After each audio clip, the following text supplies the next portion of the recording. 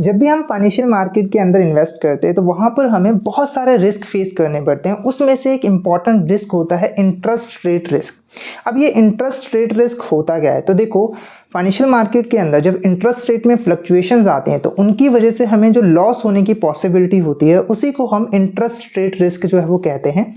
और इन्वेस्टर्स को fixed income securities के ऊपर सबसे ज़्यादा इंटरेस्ट रेट रिस्क जो है वो फेस करना पड़ता है, क्योंकि इंटरेस्ट रेट में जब चेंज आता है तो उसकी वजह से फिक्स्ड इनकम सिक्योरिटीज़ के प्राइजेस में भी चेंज आ जाता है, जिसकी वजह से इन्वेस्टर्स को लॉस होने के चांसेस होते हैं। जैसे कि अगर इंटरेस्ट रेट बढ़ता है तो उसकी वजह से फिक्स्ड इनकम सिक्योरिटीज़ के जो प्राइस होते हैं वो कम हो जाते हैं, और अगर इंटरेस्ट रेट कम होता है तो फिक्स्ड इनकम सिक्योरिटीज़ के प्राइजेस ज़्यादा हो जाते हैं। ऐसा क्यों होता है, तो इसको एक एग्जांपल की हेल्प से समझो। तो मान के चलिए एक बॉन्ड है जिसके अंदर आपने इन्वेस्टमेंट की हुई है और उसके ऊपर आपको 10% का इंटरेस्ट मिलता है और ये फिक्स है।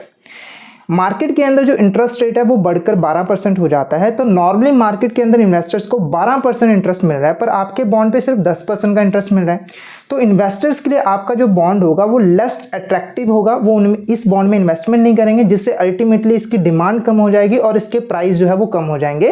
और अगर इंटरेस्ट रेट कम हो जाता है तो आपके बॉन्ड पे ज़्यादा रिटर्न मिलती है इन्वेस्टर्स को, तो इन्वेस्टर्स की ज़्यादा डिमांड करते हैं, जिससे इसका प्राइस बढ़ जाता है। तो ये था आज का हमारा इंटरेस्ट रेट रिस्क। तो वीडियो अच्छी लगी तो वीडियो को लाइक कर देना, और ऐसे ही और इंपॉर्टेंट इन्फॉर्मेशन को जानने के लिए हमारे साथ जुड़े रहना। Thank you so much everyone.